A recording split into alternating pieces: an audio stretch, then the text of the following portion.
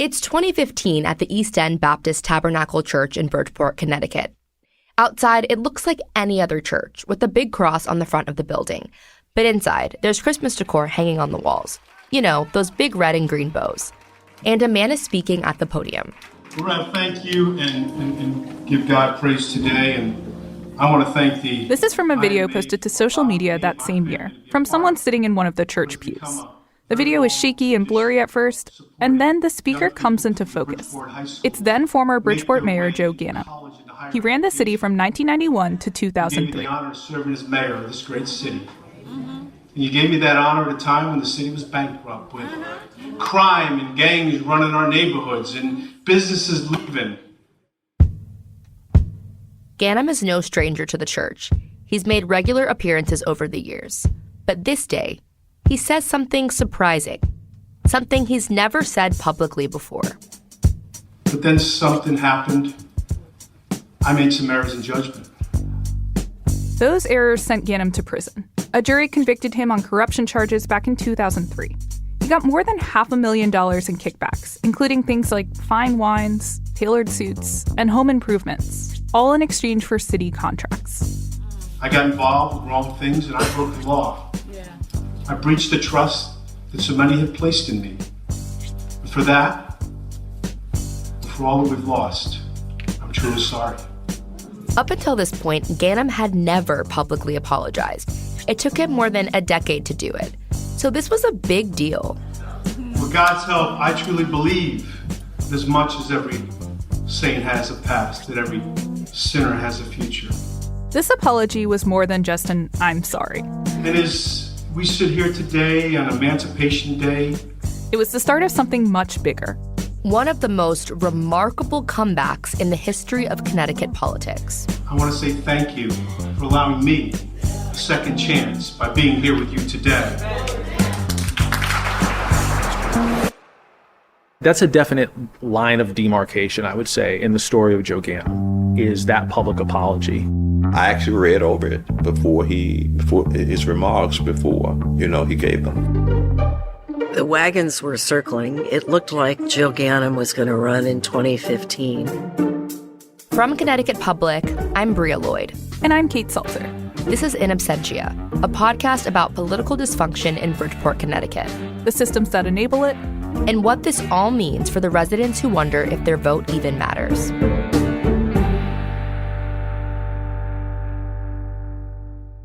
Last episode, we heard from people who knew Ganim as a political rising star and then watched everything fall apart. We had heard things that was going on. As an elected official, I was a state representative then, and I was the first one to call for him to resign. I told some people I'm not going to be part of this anymore. So I walked away from it. The government was on my phone at the time. In this episode, I'm going to the East End of Bridgeport, where Ganim planted the seeds for his political comeback after leaving prison in 2010.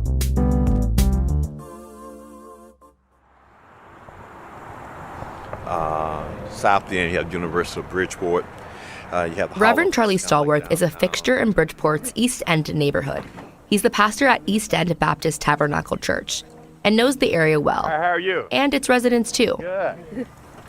Back in August, I took a walk with Reverend Stallworth along the street the church sits on, Central Avenue. This neighborhood is one of the most impoverished in the city. So the East End, predominantly African-American, East Side, predominantly Hispanic. You got the North End, which is kind of retirement, older community. Stallworth's church is a pillar of the East End. He's originally from Alabama, but moved to Bridgeport to practice ministry at the church in 2005. He's tall and friendly, with a big, bright smile and an infectious laugh. Not only is he a pastor, but he's also dabbled in politics. He was a Connecticut state representative for more than a decade and was recently elected town clerk of Bridgeport. Stallworth says the East End is an important neighborhood for local politicians, and voting data shows people here come out to vote for Ganim. So you cannot win a city election in Bridgeport if you don't carry a majority of the East End. Even though this neighborhood gets attention during elections, some residents feel there hasn't been enough investment in it. There's not many grocery stores, there's no post office. Stallworth says it's also a dumping ground. I promise the person who dumped that does not live here. He says people come here and drop off their trash in the streets. I see a vacuum. I see a toilet. Is that a toilet? I guess what I also don't understand either is there are places to dump things, like appropriate places. I don't know why people can't take it there. It's free. Here's free. It's free. It's probably dumped at, I don't know, 4 or 5 o'clock in the morning or something. And whoever's doing it has gotten away with it, obviously, before. I know you mentioned, too, before that sometimes this happens with mattresses or just a variety of stuff, and it seems like the East End is really like the main place that this happens. Yes, you're not going to find this happening in Black Rock. No. Black Rock is the most expensive neighborhood in Bridgeport. Ganim has owned property there.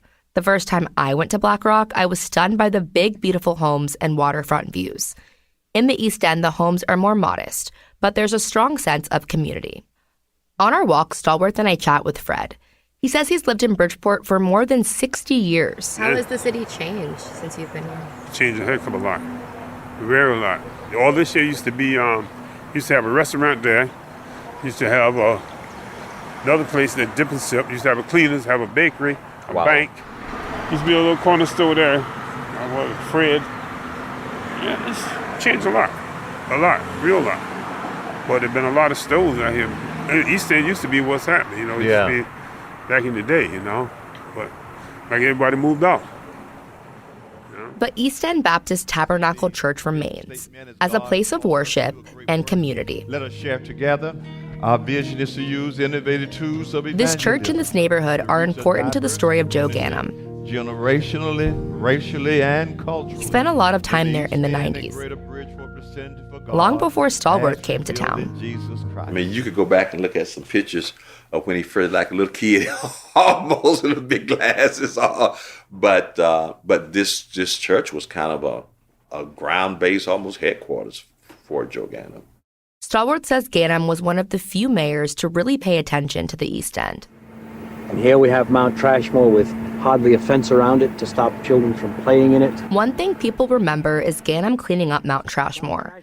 In the 80s and 90s, the massive garbage pile gained national attention. It had debris piled as high as a 2-story home. It burns regularly, and when it burns, the smoke goes into these neighborhoods. Ganim didn't tell us about this himself. He didn't agree to multiple requests for an interview.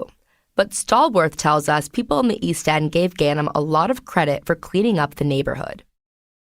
His investment in the East End was apparent. In sidewalks, street lights, raising the level of consciousness of people. And I think when he came around the second time, people remembered that. Stallworth jokes that he and Ganim are like an old married couple. Even when they argue, they always find a way to come together at the end of the day. Stallworth remembers meeting Ganim for the first time after Ganim left prison in 2010. Of course, he got out and kind of laid low for a while. And then he called me and asked if we could meet. And I said, of course. At that time, I was also considering running for mayor. But I recognized that he had name recognition. He had the ability to raise some money. And before I actually kind of met with him, our meeting, he came to church one Sunday. And he came in the door, you would have thought Jesus Jr. walked in. You know, it was such a hand clap and applause. So I could sense from that some community. In 2015, Stallworth gave Ganim a major opportunity to publicly apologize for the first time at his church. I made some errors in judgment. You heard some of that apology earlier. I got involved with wrong things and I broke the law. And of course, some of my colleagues didn't think that was a good idea and didn't appreciate me for it. I actually read over his remarks before, he gave them. I gave some of my ideas and suggestions. But I thought it was genuine. I thought it was necessary that he do it somewhere, whether in the black community, that he would do it somewhere. I breached the trust that so many have placed in me. And for that, and for all that we've lost, I'm truly sorry. Stallworth says apologizing in this setting meant Ganim didn't have to answer to anyone. If he called a press conference, people would ask questions. But in this church, he was embraced by a community who remembered all the good he had done for them. That's a definite line of demarcation, I would say, in the story of Joe Ganim. is that public apology that he made at the East End Baptist Church. Brian Lockhart is a reporter at the Connecticut Post who's been covering Ganim for years. Lockhart says he first heard about the apology because there was a recording of it circling around. It was newsworthy at the time because, if I'm remembering this correctly, up until that point, he had never admitted any sort of guilt. Some people say this apology was the start of Ganim's political comeback. Several months later, he'd announced his run for mayor.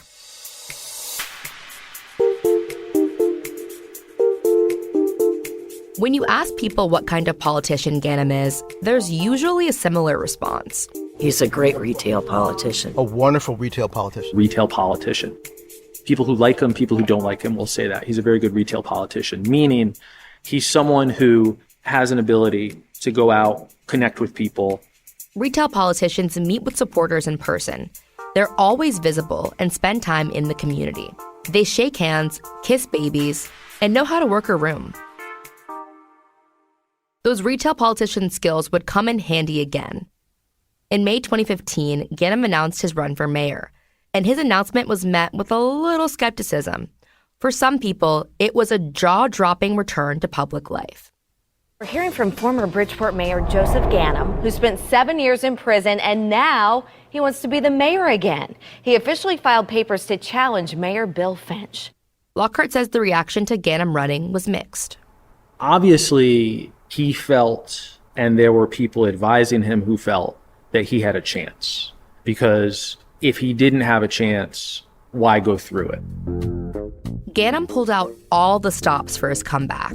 He had a documentary film crew follow his campaign, and he even convinced a former FBI agent who worked on his corruption investigation to support him.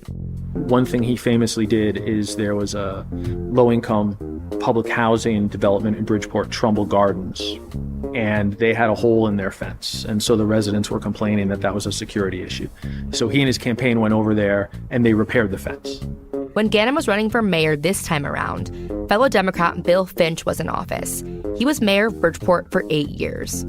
There were some high-profile shootings in Bridgeport in 2015. Bill Finch as mayor would show up, but Joe Ganim would show up, almost acting as if he was mayor, consoling people, talking about the need to improve public safety in Bridgeport.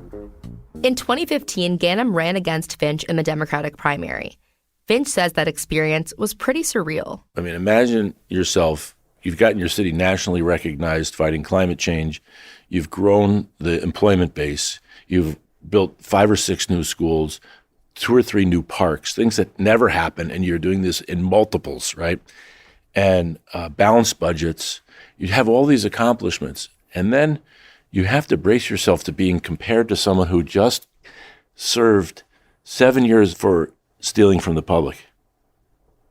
And then the press treats you as equivalents. I wasn't prepared for that. The Democratic primary was a 3-way race between Ganim, Finch, and a businesswoman, Mary Jane Foster. The wagons were circling. It looked like Joe Ganim was going to run in 2015. Little did we know he'd been laying the groundwork for well over a year. And I knew that Bill Finch could not beat him. And I thought I had a shot. Finch's campaign focused on the idea that people convicted of corruption shouldn't be allowed to run for office. But that message didn't resonate with all primary voters.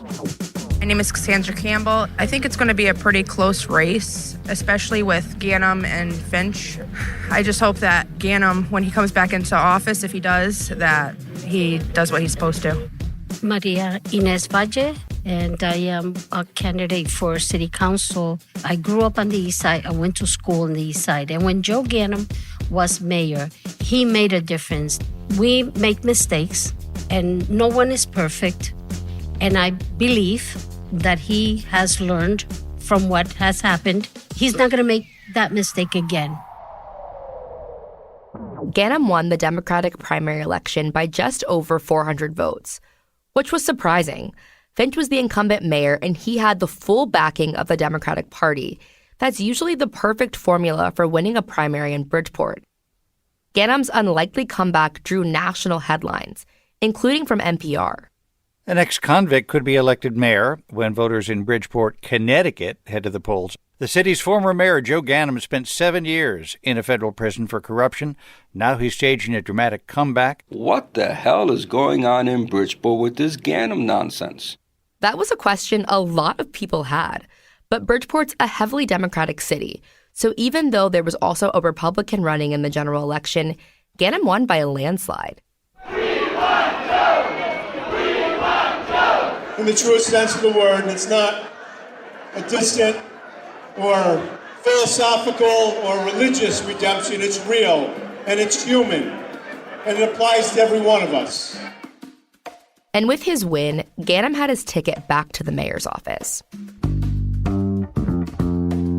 I think in 2015, he and his campaign were savvy enough to know that he was a story. Because of his history in Bridgeport, he was a story. A story of second chances. Ganim went to prison and came back to office. And some voters saw their own stories reflected in his. That's what I kept hearing at the polls during the 2023 Democratic primary. Since I've been in Connecticut, he done a lot for Bridgeport. Like, I'm a convicted felon. I guess because his situation, he was in jail before, he giving us a second chance. Like, I got a job now where I couldn't get a job before. Me being a felon, I am a very nice citizen. I go to my local churches around here. I do have problems getting jobs because of my background. Yes, I was a knucklehead, not by choice, because I had to survive growing up, and I made some wrong decisions. Now, when I try to get the jobs that are appropriate for my income and my intelligence, I'm not allowed to get them. In Bridgeport, Ganim isn't alone. He's one of many people in the city looking for a second chance. The incarceration rate in some Bridgeport neighborhoods is more than 4 times higher than the state overall. That's according to data from the group called the Prison Policy Initiative. That idea of second chances hasn't just been a part of Ganim's personal story. It translated into actual policy. When he returned to office, Ganim started the Mayor's Initiative for Reentry Affairs, also known as MIRA. Here he is speaking at a MIRA event about the work the office does. 7 days a week, 24 hours a day, create an opportunity for reentry for everyone. I've tried to do that as mayor. Ganim isn't the only leader in Bridgeport with the criminal record. In 2005, State Senator Ernie Newton pleaded guilty to corruption charges for taking bribes, using campaign donations to pay his own expenses, and tax evasion. Newton is now the director of the Reentry Welcoming Center in Bridgeport. If you step into his office, you'll learn a lot about him. He has much of his life story framed on the walls. That's me leaving the halfway house when I was in the halfway house. He went to prison and was released in 2010. I'm sure you know I did some time, which was BS. I figured that John Rowland got a year and a day. John Rowland is a former Republican governor of Connecticut. But what I forgot was he was white and I'm black. Mm-hmm. So they gave me 60 months, which is 5 years. To be clear, Rowland's crimes were not the same as Newton's. But Newton's correct that Rowland was sentenced to 1 year and 1 day in prison. Rowland resigned in 2004, while he faced impeachment and a federal corruption investigation. He got a guilty plea deal after he accepted lavish vacations and home renovations from a local contractor who was building a state juvenile prison. Newton was also convicted of campaign fraud, but the state Supreme Court overturned his conviction. So when I came out, I ran for the Senate laws, ran for state rep laws. In 2017, this plaque here is when I got reelected to the city council. And I never looked back since then. More recently, Newton pleaded guilty to campaign finance violations, but that didn't end his political career. Did you feel like with having your past history and your conviction and everything, did that make it harder, you think? Not really, because 90% of the people that's in my district and that's in Bridgeport either have a son, a daughter, a family member, a husband that's been to prison. That might be a little bit of hyperbole, but his point is that a lot of people here know someone with a past conviction. For Newton and others, Bridgeport and the people who live there gave them opportunities. We all make mistakes in life. Joe Ganim went to prison. I went to prison. So people look at it as, well, you got corrupt people representing us. But the people vote. So evidently they believed that, wow, when he was in office, he made a difference. Newton says both he and Ganim faced a political downfall. But we know that was not for long. They were quick to bounce back. And he says some people really believe in Ganim and the good things that have happened since Ganim returned to office. I love the city. I love what it's done. Lenny Grimaldi is one of those Ganim believers. Grimaldi has covered Bridgeport as a journalist and blogger for a few decades. He also worked for Ganim years ago, and Grimaldi was part of the corruption case that sent Ganim to prison. Grimaldi says people have misperceptions of Bridgeport. People get very, very narrow-minded about what they hear about, the big bad city. Well, the big bad city has a lot to offer, and it puts a lot of people to work. Grimaldi says projects like the Hartford Healthcare Amphitheater and the Sound on Sound Music Festival are helping to re-energize Bridgeport. A lot of new restaurants, popping up in downtown Bridgeport that you didn't have 15 or 20 years ago. So downtown Bridgeport's getting a much brighter face. And Ganim has touted that same message of a brighter future for Bridgeport on the campaign trail. I've been down and out, but I'm a fighter, and I don't give up. In 2019, Ganim was up for re-election. But ahead of the mayoral race, he was campaigning for something bigger. Now I'm running for governor to fix our state's fiscal mess, create jobs, and build a new Connecticut economy.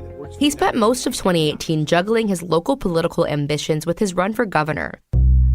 But that didn't go as planned, and he was back to Bridgeport. Brian Lockhart was covering Ganim's 2019 race for mayor for the Connecticut Post. The race had a few hiccups compared to the race 4 years earlier.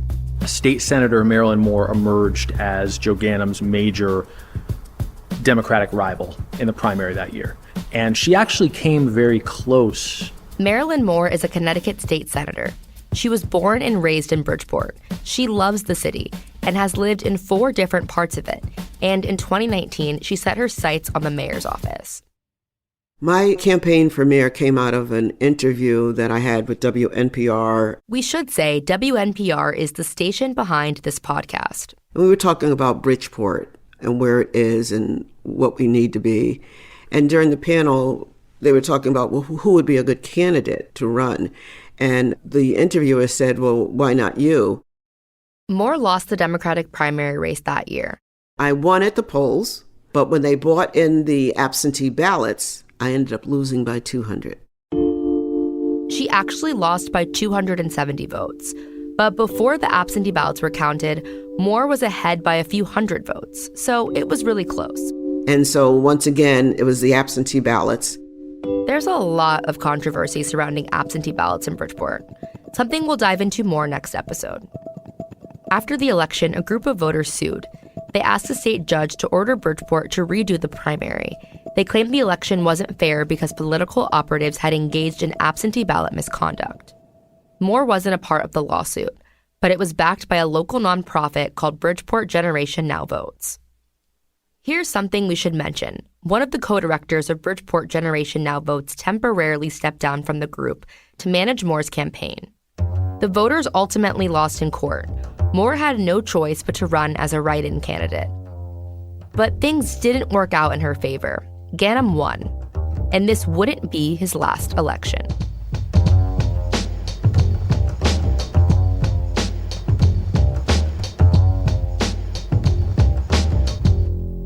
In 2023, Ganim decided to run for mayor again, and it was quite the year for him. For the second time, he attempted to get his law license back. The state bar suspended him from practicing law 2 decades ago after he was convicted on corruption charges. Here's his attorney, Suzanne Sutton, during the license hearing. And the people of Bridgeport, the people who comprise the largest city of our state, the people who were most hurt, most disenfranchised by his misconduct, forgave him. And they elected him as mayor. His attorney is essentially saying the people of Bridgeport forgave him, so why can't he get his law license back? But some of Ganim's peers took a different view. A committee of lawyers argued that giving Ganim his law license back would send the wrong message to the public and would damage the integrity of the bar. Here's reporter Brian Lockhart from the Connecticut Post. He was able to wage an astounding comeback, having been convicted of corruption while on the job, while having been mayor, and serving time and then reemerging and coming back to voters and saying, look, reelect me to my old job. That is such a significant accomplishment. But after the hearing was said and done, the court denied his request and said his law license wouldn't be reinstated. The 2023 mayoral race was still on the horizon. I do think when he's running is when he often seems the most engaged and energetic. He loves the competitiveness of it. He loves the political battle, the political fight. Back at East End Baptist Tabernacle Church, Ganim returned on a Sunday in September 2023, 8 years after his apology speech there. I know, my beard's dyed. You can see that, right? It's really gray. Thank you for the unwavering support that you provided to all of us. Ganim was speaking at the church 1 week before the Democratic primary. Vote one more time on September 12th, sometime between 6 and 8 p.m. All you got to do. It's a race that turned Bridgeport upside down. Over to the school. We'll be there, waving, saying please, and vote as Mary Leigh says. Top line. You had a nice rhyme to it.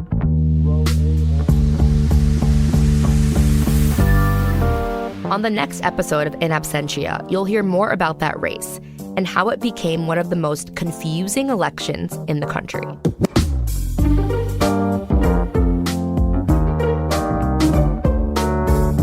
This episode was reported and produced by me, Bria Lloyd, and by Cassandra Bassler. Jim Huddadine is our investigative editor. Meg Dalton and Cassandra Bassler are our editors. The investigative team also includes Kate Seltzer and Ashad Hajilla. Fact-checking by Danya Suleiman. Sound design and mixing by Adrienne Lilly. Music in this episode from APM. Additional editing help from Lily Tyson, Erica McIntosh, Robin Doyan Aitken, Vanessa De La Torre, Lucy Napafanchel, Katie Talarski, and Eric Austin. Archival news reporting by WTNH and WNPR. Legal review by Hinckley Allen. Vanessa De La Torre is our Chief Content Officer. To learn more about the podcast, visit ctpublic.org/BPT. I'm Bria Lloyd. In Absentia is a production of Connecticut Public.